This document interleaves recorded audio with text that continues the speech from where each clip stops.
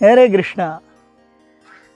So we have been seeing how a living entity is trapped in the modes of material nature, and because of one's karmic activities, one is forced to go through so many situations in this world. And a living entity feels कि मेरे जीवन में अगर सब कुछ भगवान के कारण ही हो रहा है तो फिर मैं क्या कर रहा हूँ? मेरे जीवन में जो दुख आ रहे हैं वो भी भगवान ही दे रहे हैं, मेरे जीवन में जो सुख आ रहे हैं वो भी भगवान ही दे रहे हैं, तो फिर मुझे क्यों प्रॉब्लम हो रहा है? मैं क्यों अच्छे से नहीं जी रहा? मेरा जीवन क्यों झोपड़ी में गुजर रहा है? आज हम वो देखेंगे. So we are on the 14th verse of the 5th chapter of Gita, entitled Karma Yoga, Action in Krishna Consciousness. Krishna says, न कर्तृत्वं न कर्माणि लोकस्य सृजति प्रभुः न कर्मफल संयोगं स्वभावस्तु प्रवर्तते.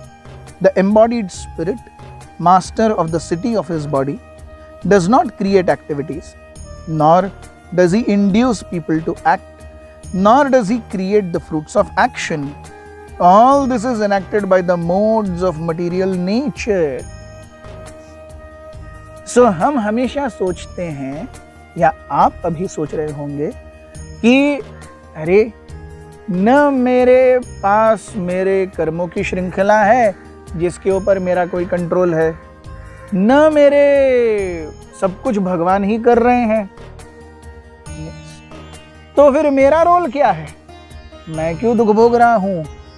सो कृष्णा हियर सेज न कर्तृत्वम न कर्माणि लोकस्य, लोगों के कर्तृत्व एक्शंस, कर्माणि कर्मफल, कोई भी प्रभु या भगवान सृजन नहीं करते. Krishna is not the maker और breaker of anyone's karma or anyone's karmic activities, प्रारब्ध या अप्रारब्ध. न कर्म फल संयोग, कर्म फल संयोग, इस जीवन में मुझे कितना अच्छा मिलना है कितना बुरा मिलना है ये भी भगवान तय नहीं करते. कर्म फल संयोग, हमारे हर किसी के जीवन में कर्म फल संयोग है, कुछ अच्छा है कुछ बुरा है. इसकी हमने पहले भी बहुत अच्छे से विस्तृत चर्चा की है. हमारे ही जीवन में से कुछ कर्म फल में से कुछ अच्छा और कुछ बुरा हमें इस जन्म में दिया जाता है, जिससे हमारा ये जन्म शेप होता है. तो कुछ लोगों के जीवन में ये संयोग बहुत अच्छा दिखता है, कुछ लोगों के जीवन में ये संयोग बहुत ही दरिद्रता और दर्द भरा जीवन लाता है. तो जिसके जीवन में ये जीवन या ये जन्म अच्छाई लाता है वो तो बहुत मजे से जीता है, वो भी इल्यूजन में है. और जो दर्द के कारण कराह रहा है एक्चुअली वो भी इल्यूजन में है, क्योंकि जो दर्द से कराह रहा है आज वो सोचता है ये मेरे साथ भगवान ने क्या किया. भगवान ने नहीं किया. न कर्तृत्वम न कर्माणि लोकस्य सृजति प्रभु. और जो आज बहुत अच्छे से जीवन बिता रहा है वो सोच रहा है अरे देखो इनका जीवन कितना प्रॉब्लमेटिक है, वो भी इल्यूजन में है, क्योंकि अगला जीवन शायद उसका ऐसे ही दर्द भरा होगा या पिछला भी था उसे वो याद नहीं है. सो आप ये सेटिंग देख रहे हैं, ये छोटी सी झोपड़ी. आप में से जो भी व्यक्ति सिटीज में रहने के आदी हैं और सिटी के पोल्यूशन से और नोक झोंक से, हॉर्न्स के कॉन्किंग से और घड़ी पर सुई के कांटे पर बीतने वाले जीवन से आप त्रस्त हैं, आप सोच रहे होंगे अरे वाह क्या सुंदर झोपड़ी है, काश हमारा भी कोई ऐसा घर होता है. लेकिन जो ऐसे घर में रह रहा है वो सोच रहा है यार मैं बॉम्बे कब जाऊंगा, मेरे को कब 50,000 की नौकरी मिलेगी, मैं कब अपनी गाड़ी खरीदूंगा. यस, करेक्ट और नो? आइए हम थोड़ा सा आपको इस घर का मुआयना कराते हैं.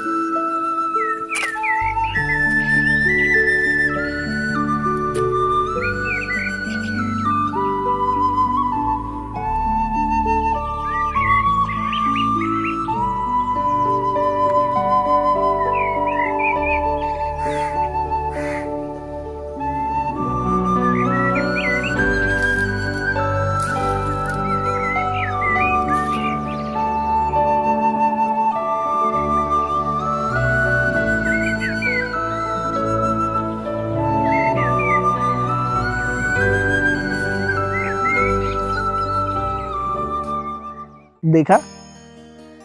आप में से कुछ को अपने बचपन की याद आई होगी। यस, अगर आपका जीवन गांव में गुजरा है या अभी भी गांव में गुजर रहा है तो ये आपको अपने घर की याद दिलाएगा या अपने बचपन की याद दिलाएगा और आपको लगेगा अरे वाह कितना अच्छा है। लेकिन आप कभी सिटी में अगर रहे ही नहीं है और आपका जीवन केवल ऐसे जिया जा रहा है जैसे बस नो हैंड्स टू माउथ, तो आप सोचेंगे अरे ये क्या है, काश हम भी अच्छे से कुछ अच्छी गाड़ी खरीद पाते, हमारा भी एक 2 BHK फ्लैट होता। So one who is thinking that अरे I am so very unfortunate, I am not getting to live this life, कितना अच्छा गांव का जीवन है, in one sense he is also illusion, क्योंकि ये केवल कर्म फल है जो उसे मिल रहे हैं। एंड समवन जो अपने जीवन को कोस रहा है कि मेरा जीवन ऐसे ही झोपड़ी में गुजर गया, वो भी गड़बड़ी में है, क्योंकि ये उसके कर्मों का ही फल है।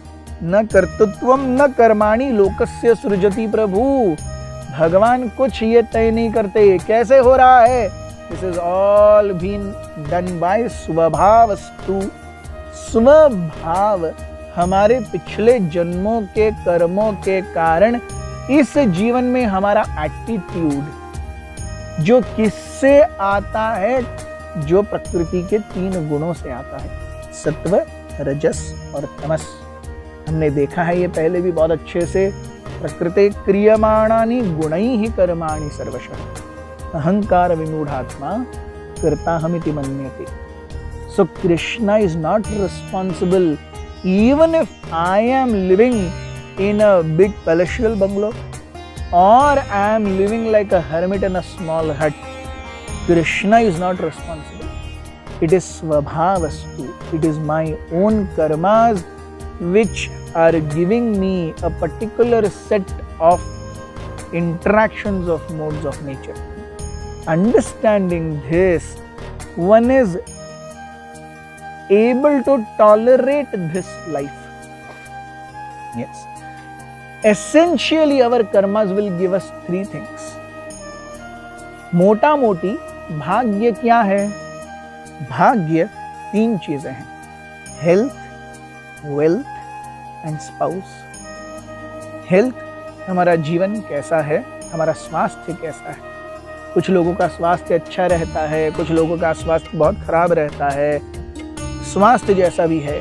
वेल्थ हमारे जीवन में हमारे पास कितना ऐश्वर्य है, ये भी भाग्य है।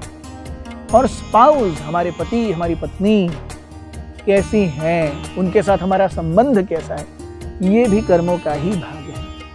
अगर इन 3 से व्यक्ति संतुष्ट है तो मोटा मोटी वो अपने जीवन में ठीक चल रहा है, because it's all being done by modes of material nature, and modes of material nature are acting depending on my own karma. It is not being done by Krishna. Thank you very much. Hare Krishna.